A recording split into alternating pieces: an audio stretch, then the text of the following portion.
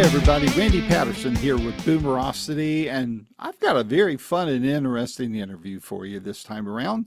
It is with Mattei, and he is an Italian artist that has recorded now two albums, and he's got some great people behind him, including Tony Levin, which you may remember we chatted with him a few months ago, one of the best bass players you'll come across in this business. And Marco has a new album out called Age of Fragility. And we talked about this album. This is one of those kind of albums where I don't know how you feel about when you listen to records. Some records you can just listen to in the background and they're just great background music. Other music can be very intense and you'll want to listen to every little note and syllable of it in order to get the whole picture. This album is both. You can very much enjoy it in the background if you want, but this album also commands attention to where you want to hear and get every nuance of the lyrics, which are very intense. The sound, the melodies, the vibe you get from the vibe is consistent, but there's a lot of variety in the sound, from rock to very much prog type of sound and everything in between. So I think you're really going to want this album for your personal collection.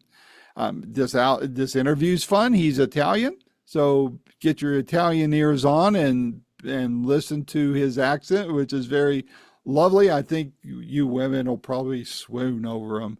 Good looking guy too. So, hey, I don't know if he's married, but you'll definitely enjoy this interview. So while you're at it, I almost got ahead of myself there. While you're at it, please hit like and please subscribe. It won't cost you a thing, but as I always say, it helps us out tremendously. So without any further ado, here is my first of what I hope are many more interviews to come with Marco Mattei from Italy. Until next time, this is Randy Patterson with Boomerocity. Take care. Now, Okay, how's that? that's My better. microphone was moved to the side and I didn't realize it, so that might be better too. So, You very well. okay, good deal. Let's see. If I remember correctly, Steve told me you would be calling in from Italy. Is that correct? That's right. Where at in Italy? I am 8 minutes walk from the Colosseum. Ah, wow. Very cool. Yeah, I've, very I've, central I've, of Rome. I've not been to Rome. I've only been to Europe one time. That was in Switzerland. This is in 1989. Oh, And I did get into Italy, but it was up in the Alps, up in, yeah. if I remember right, I think it's pronounced Aosta. Is that correct? Oh, oh, Alsta. Okay. So yeah, I had lunch there, ate spaghetti in Alsta. So, so but I realized, I was watching your interview with Andy Timmons, right? with And I who? realized Andy Timmons, Oh, Andy. Yes, yes. and I realized one thing that the three of us have in common What's that? is that we all lived in McKinney, Texas. You lived in McKinney? For 10 years almost, yes. When was that?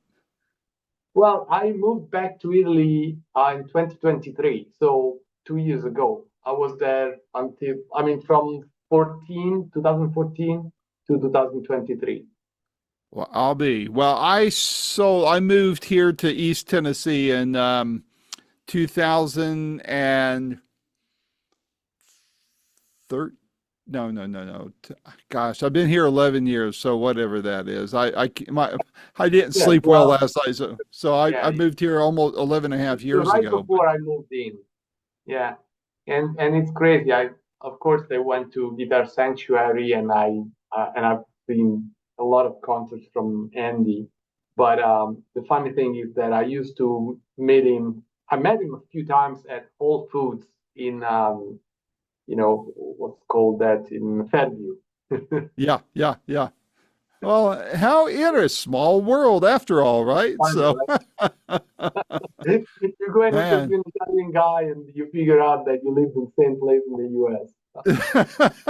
we may have passed each other at some point. Who knows? So Who it's knows? Who knows? well, how are things there in Italy? Is weather good, healthy, and everything? Spring is coming. Rome is beautiful. This time of the year, I cannot complain. Well, good deal. Good deal. I Well, mean, there's a lot of things that I miss from the U.S. Or I should say Texas actually, but weather is not one of them. Weather is yeah, one of I don't miss it either. I'm up in the Smoky Mountains now, so them. I'm up here where it's nice and green. It gets hot, but not like Texas. But when you were in McKinney, did you ever meet Quentin Hope? No, No. I don't know who is. He's a great guitar player. In fact, I met him through Andy, and Oh, Quentin is who does I use one of his songs for my intro and outro on all my interviews. So ah, I just didn't know if you had met him before or not. no, But well, no, interesting. no. Well, I am so glad that Steve Karras has put us together. I love your album, and it's one of those albums, in my opinion, that you can't listen to, at least not the first couple times. You can't listen to it passively Mm. because there's so much there, musically and lyrically. And I like those kind of albums because I don't, you know, anybody can listen to elevator music, right? So your album is one that has to be actively listened to fully appreciate it. Yes, you can listen to it passively, but it's a very intense album. And I, tell me about it. What's behind the lyrics and the compositions of the songs on this album? Yeah, no, first of all, thanks for your feedback, and I'm glad to hear that the um, the impression that the album gives is that it has to be listened to. How do you say actively, right? Because Hmm. that's the intent. That's the intent. The intent is to create a multi-layered album from a lot of different perspectives, as you mentioned, lyrically and musically. And when it comes to music, in terms of sounds, arrangements, mixing, so a lot of different aspects. From lyrics perspective, the idea of the album came about 4 years ago after I did my first album, and I was just thinking, okay, reflecting on what I could write about, and that was, the time right after COVID, and everything started to look more fragile to me. Some things that we gave for granted, especially in the Western world, were not so much for granted, Hmm. and that also had some implication on the first on a interpersonal level. Like when I grew up, you didn't hear about kids with anxiety or depression, right? And but I think the pressure of this era, um, makes us all feel more fragile, and things are more fragile, and we feel it more because we're not used to it anymore. So, Hmm. so that was kind of the idea, and from that idea, I started looking at, okay, what could be different stories, different aspects, and I went into some more personal stories, some stories that I came through, reading, and some other stories that I know of. And so I created this concept, this collage of stories of people dealing with different fragilities of our times, um, and collected them. And that also triggered then some thoughts about how the music should reflect those themes, basically. So that's how the idea came about.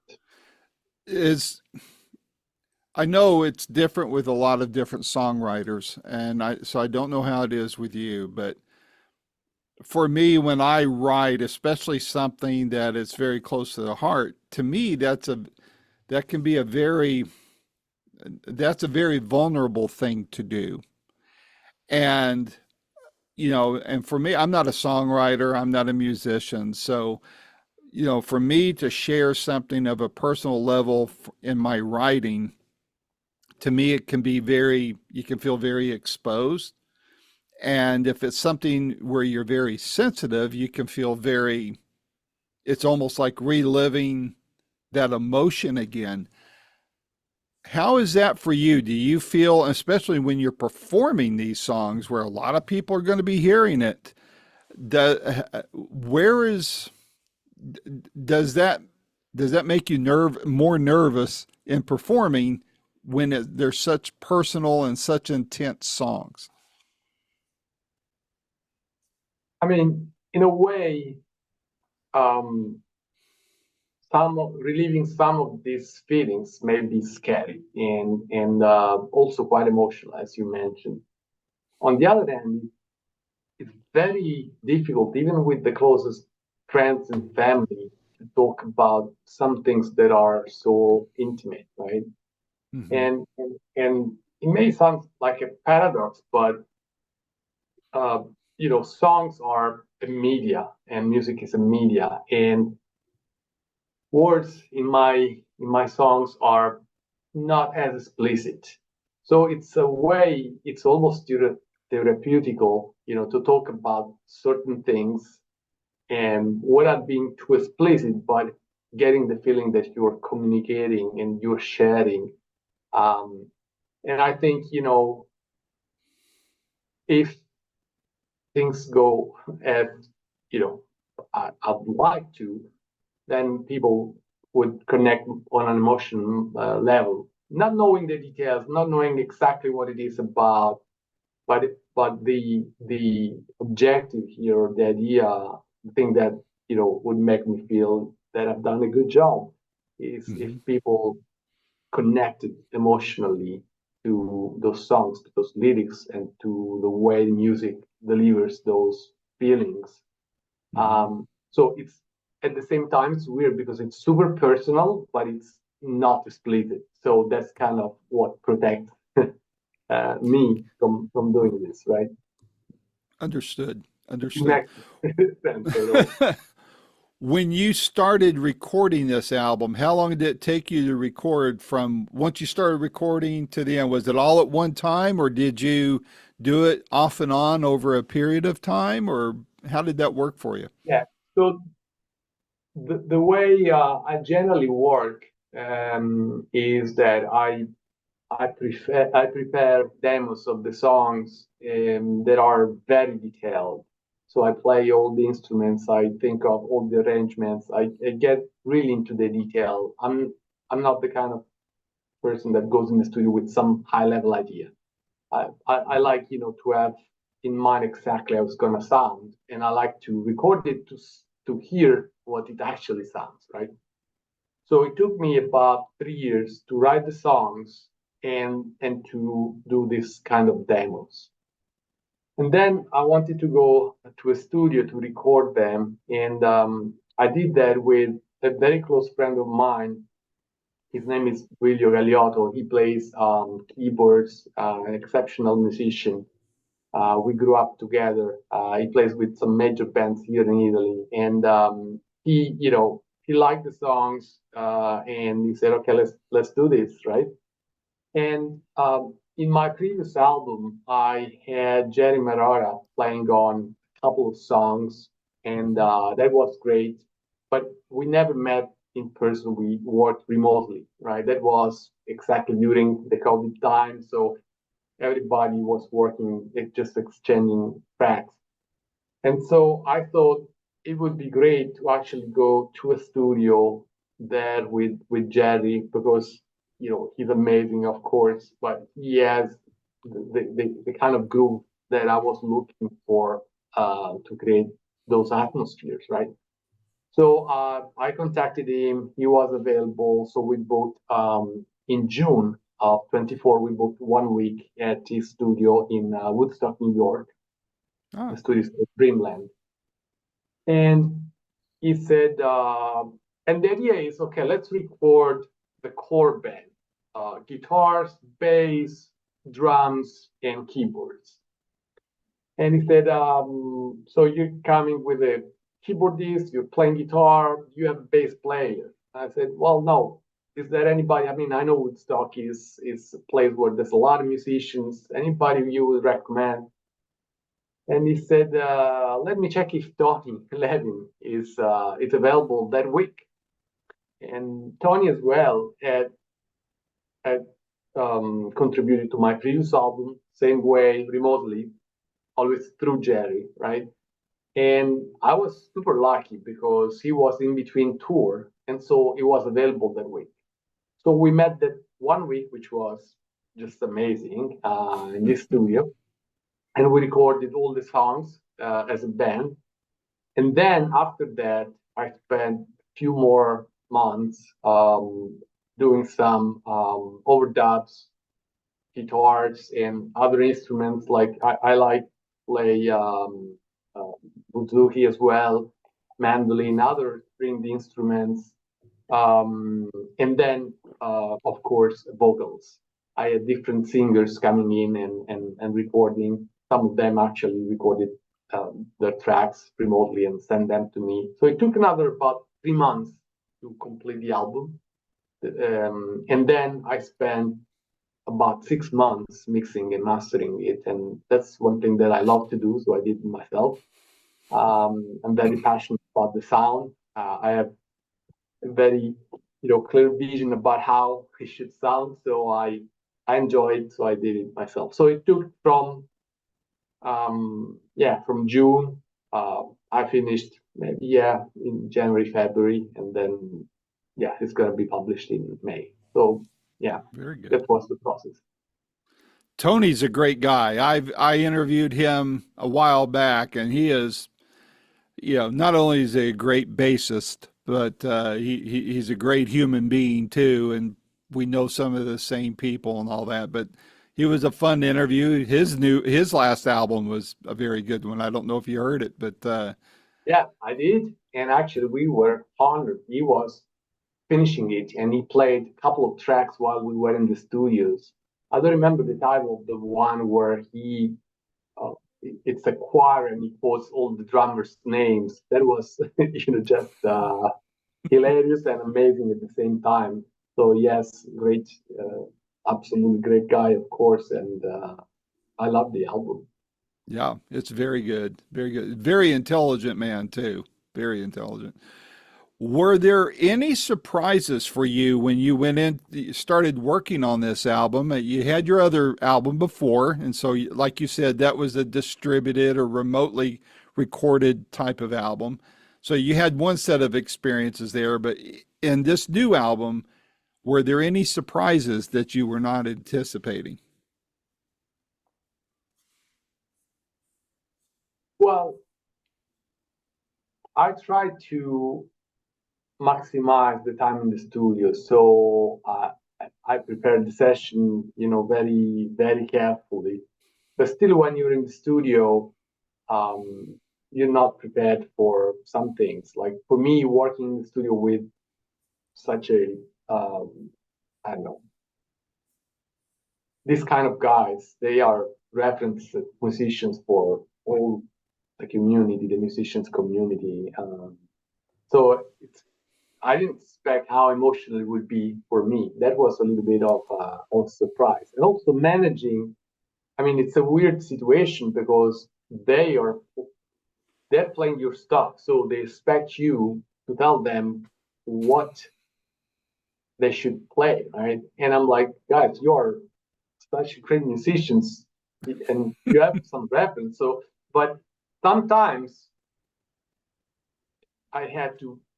take decisions very quickly, and that was something challenging, and I didn't expect to that extent. But yeah, it played out very well. I'm very happy, and more than happy, I'm very grateful for that collaboration. And it was not only an amazing experience, but also a big learning for me. Did you bring anything from the first album to this second album?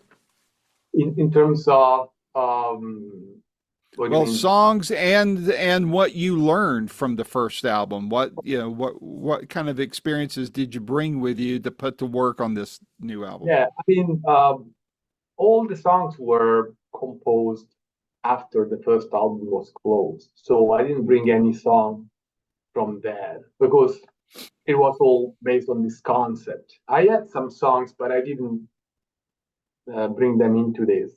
In terms of experience, for sure. My first album was um, very explorative. It's a lot of different genre. It's very diverse, and that's good and bad. I didn't realize how diverse my music could be, Hmm. and so that realization, I brought it into this new one, and I tried to do something that was a lot more consistent. I picked one kind of musical approach, so to say, or mood, whatever you want to call it, that comes from two or three of those songs, and I expanded that to this new album in a quite focused way. So to me, this is a very consistent album, and I'm very curious about the feedback that who's gonna listen to it will have. It may be it may sound a lot more consistent to me, but maybe people will still feel it's quite diverse. I don't know. I'm very curious about that. Well, my take on it was that there's, on one hand, yeah, I mean, I don't know if I can explain this quickly or correctly or not, but sometimes you can have this thread musically, a certain sound, a certain vibe, a certain energy, but there's different kinds of songs through there. There's a variety of sound. So everything doesn't sound the same. And that's how your album is. There's a lot of variety, but yet I could tell that that was you, that was Tony, that was Jerry, there was a sameness of energy, but a variety of sound. Does that make sense? Yeah, absolutely, absolutely. And I Um, think that's a strength to your album because I've listened to a lot of albums, obviously, and sometimes it just sounds like variations of the same song. And while they're great, it's a great song.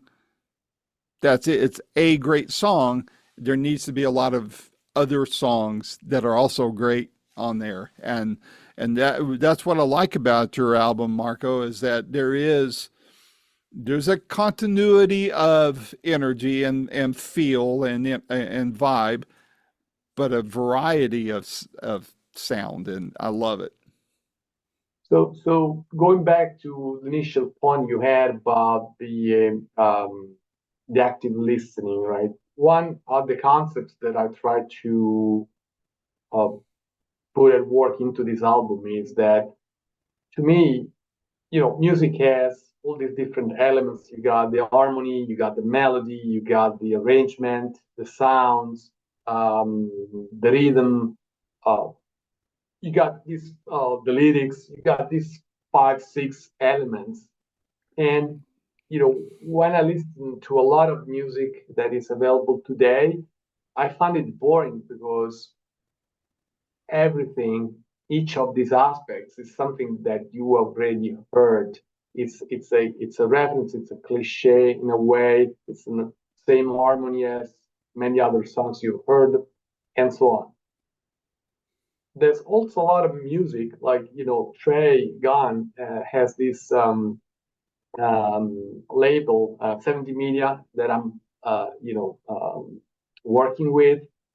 They do some amazing things, but to me, some of that music is so experimental that I love it, but then after a while I get a little bit tired because it's so far. It requires such an active listening that after a while I cannot, I struggle a little bit in listening to it multiple times, and it requires a real active listening. So the concept I try to bring this in is to keep it interesting, but also have some references to something that is more in our comfort zone. And I did it kind of almost by design for each song, saying, okay, I want to have like a very straight beat, which is,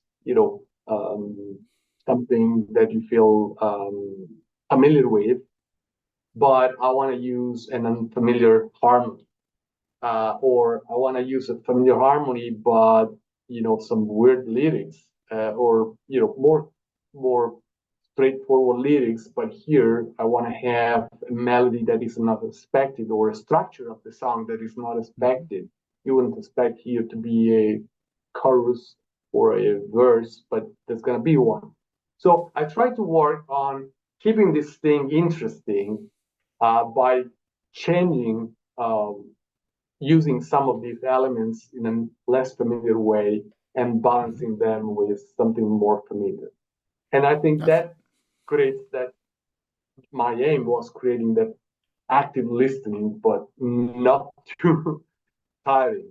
Right? So yeah. that was the idea behind it musically.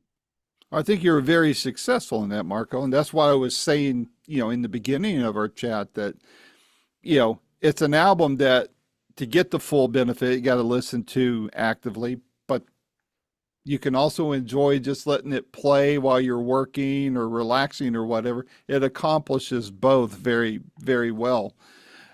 Is there is there a song, because you have a lot of variety in there?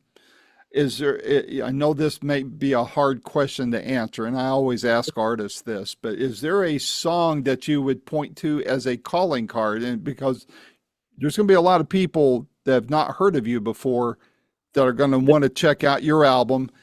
Is there a song you would point to and say, hey, if you like this particular song, you're going to like the rest of the record?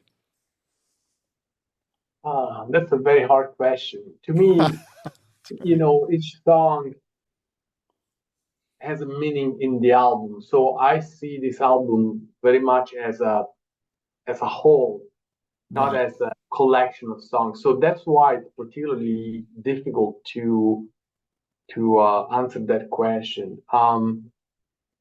There's a song that is called "You Don't Deserve It," which is probably the most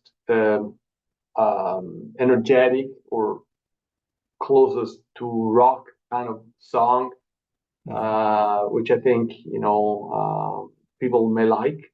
And then there's, for example, the single that it's already out called "Just Tired." It's Mm-hmm. a very long song. The album it's 7 minutes or something, and the album is going to even have an extended version of 11 minutes. Um, and it's a song that is very groovy, very much in this kind of ethnic, um, groovy style. Um, I guess people will kind of hear back some Peter Gabriel kind of echoes into that. But it's also very long and kind of meditative music. So I think those are kind of the two extremes in the album, and Mm-hmm. everything else is kind of in between. So Mm-hmm. instead of saying, "Hey, this is like everything else," I think I'm pointing out that two extremes, and everything is gonna be kind of in the middle, right? Yeah. Yeah. So, so what are your plans? The album comes out in May next month. We're recording in April for those that listen to this somewhere down the road. What are your plans once the album come out? Are you going to do any touring or in support of this? Where are you going to be touring if you are? That kind of thing. Yeah. So this was a little bit of strange thing because I started writing the album when I lived still in the U.S. And then I moved back to Italy, and I was so focused on finishing the album that I didn't quite fully prepare, what am I gonna do after that?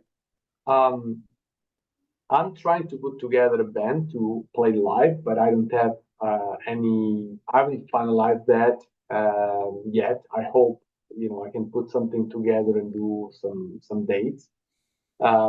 Meanwhile, what I'm gonna do is a few kind of presentations of the album in small venues like music labs and in what do you call libraries or cultural associations. For example, on the 16th, the day the album is going to come out, we're going to do a presentation in my own town, which is called Civitavecchia. They have a music festival.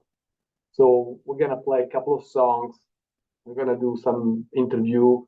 And then, because also Duilio lives there, we're probably going to do a very small acoustic set with a couple of songs, and we may repeat that in a couple more.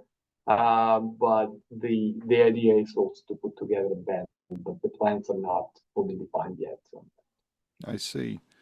Well, I know it should be too early for me to ask this question, but I'm going to ask it anyway. Are you writing for your next album yet? It's the answer is yes.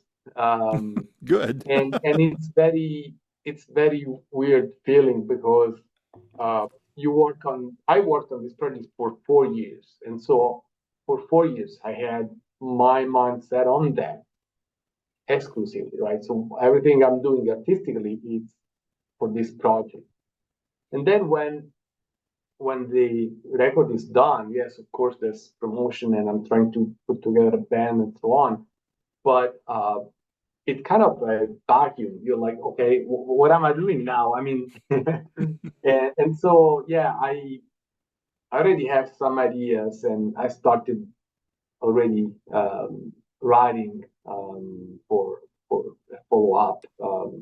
I know what it's gonna be. It's gonna be a couple of songs, an EP, an album. I have no idea at the moment, but yes, I've already started writing something.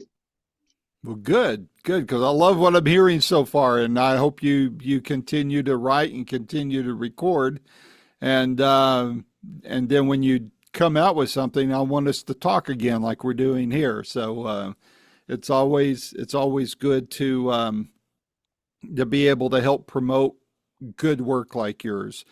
If you could, this will be my last question here, but if you could do anything recording wise, work with anybody you could, that kind of thing. What kind of project would you like to record ultimately? Maybe not the next album, but somewhere down the road. What kind of project would you like to do, and who would you like to work with on that? This is a mind blowing question. So many artists that are awesome and I would love to work with. Um, I like the whole. Of course, my background is from the prog scene, so I love all these prog music artists. So there are great singers that would be fantastic to have in the album. Um, but I also very much appreciate and I see it as a kind of modern prog music, things like Radiohead or Bon Iver or James Blake, I don't know, Alt J. Those are, more recent bands, not new bands, but more recent bands compared to the, traditional prog Yeah. scene that that in my mind, bring that concept that was the basis of prog of exploration, and would be great to collaborate with any of them. I like to explore, fusion of electronic music into more traditional sounds. So a lot of these bands have taken that direction, which would would be very fascinating for me to follow. and try it. Well, cool. Well, I hope you get to do that. And when you do, let's talk again too. So, well, Marco, this was a lot of fun. I hope it wasn't painful for you, but I enjoyed the talk. And like I said, I love your album. I'm glad that Steve Karras has introduced us. And like I said, anytime you have something coming out and you need help getting the word out, just let Steve know and we'll get this set up and we'll talk again. Okay. Thank you, Randy. I really appreciate the time, the nice conversation, the beautiful background that you have. Oh, you're just a little biased. Yes, just a little bit. So thanks again, Randy, for having me, and yeah, um, talk to you next time. You Maybe betcha. making who knows. That's right. All right. Take care and be safe. Thank you. Bye bye. Bye bye. This has been another fun filled episode of Boomerocity with your host and producer, Randy Patterson. The theme song is Roll the Dice and is recorded and used by permission from Quinton Hope. Quinton is spelled Quinten, and Hope is Hope. And you can find out more about Quinton at quintonhope.com. Post-production is done by Cardinal Sins Productions. The Boomerocity name, logo, and content is copyright protected. Segments may only be used with written permission by Boomerocity and/or its assignees. Inquiries should be directed to input@boomerocity.com. Copyright 2025.